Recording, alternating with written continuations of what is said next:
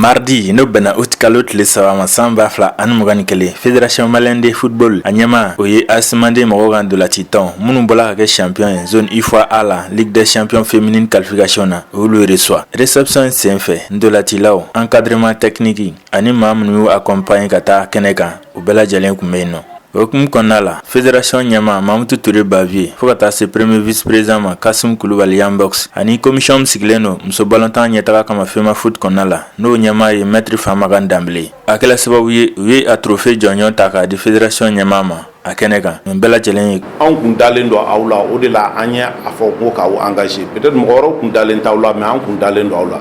puisque muso balantan an kara nyemo e kateme an ba don Mali muso ballontan na ñogon deme am se ka résultat sur min ka boni ni be parce que anga demsonu se ballontan donc ay bara min keni bara inka bobi awna ka président ma bara inka bo commune 4 ma aka bo Mali rema parce que awna ta anga zone P de représenter donc e bara bilibili de jamana fɛn fɛn tun bɛ ni aw y'olu bɛɛ battu ka ko bɛɛ ka ɲɛmɔgɔ ye sisan aw de bɛna t'o bɛɛ représenter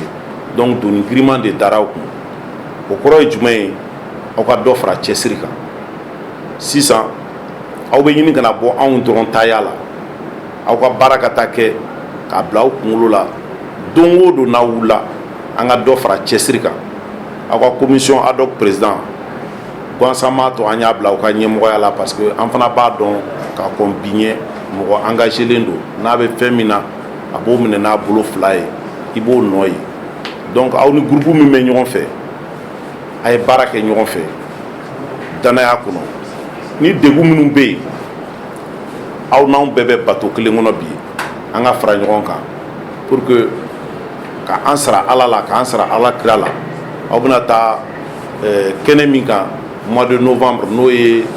Égypte kɛnɛ ye aw ka se ka kunkɔrɔta ni bonya sɔrɔ ka na jamana kɔnɔ an k'aw kunbɛn n'o nisɔndiya kelen n'o bonya kelen ye maa o maa n da sera min tɔgɔ ma n da ma se min tɔgɔ ma fɛn fɛn y'aw jukɔrɔma don don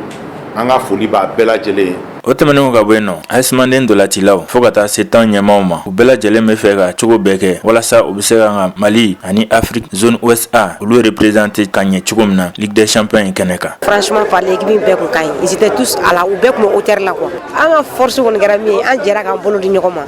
et fɛnɛ an y'a bila an kun na k'a fɔ an tɛ ka Mali représenter quoi an bɛ ka Mali de représenter an taara n'o hakilina de an kunkolo la donc o de dusu don an kɔnɔ kosɛbɛ yɛrɛ surtout mɔgɔ dɔw kun bɛ yan nɔ u kun dalen t'an na dɔw ko an ma yɛrɛ k'an bɛ taa k'an bɛ segin ten donc o bɛɛ dusu don a kɔnɔ ka baara kɛ plus ka avancer ɲɛfɛla la bon an ka laɲini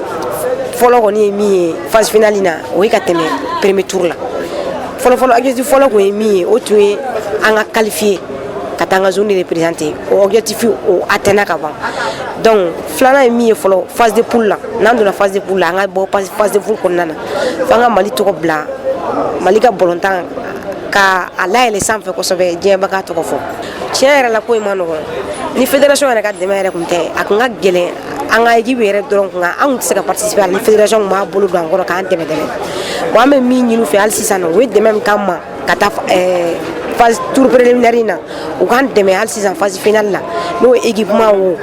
surtout an yɛrɛ taara an ye équipe tɔw ye vraiment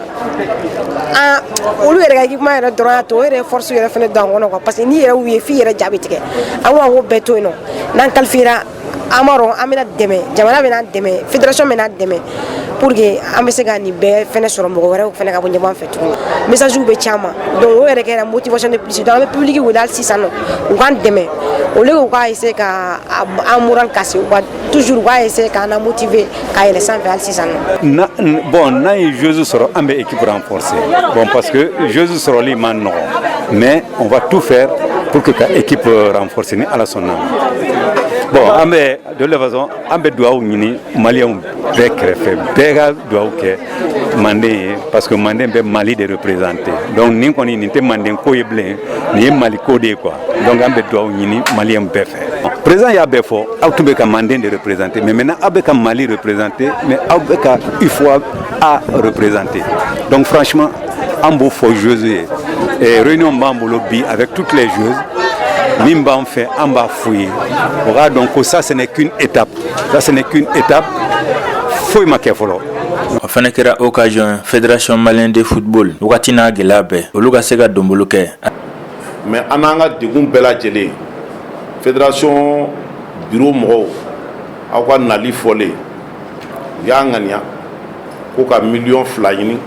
ka di aw ma o ka kɛ aw ka collation ye aw yɛrɛ ka se ka fɛnnin dɔ labɛn aw ni ɲɔgɔn cɛ ka dumuninin dɔ labɛn k'aw teriw wele an n'aw ka commission ad hoc. O tɛmɛnen kɔ ka bɔ yen nɔ a ye layidu ta u ye k'u bɛna u accompagner ko in kɛnɛ kan cogo min na walasa u ka participation a bɛ ɲɛ u bolo. A ko kun cɛra ni photo de famille tali ye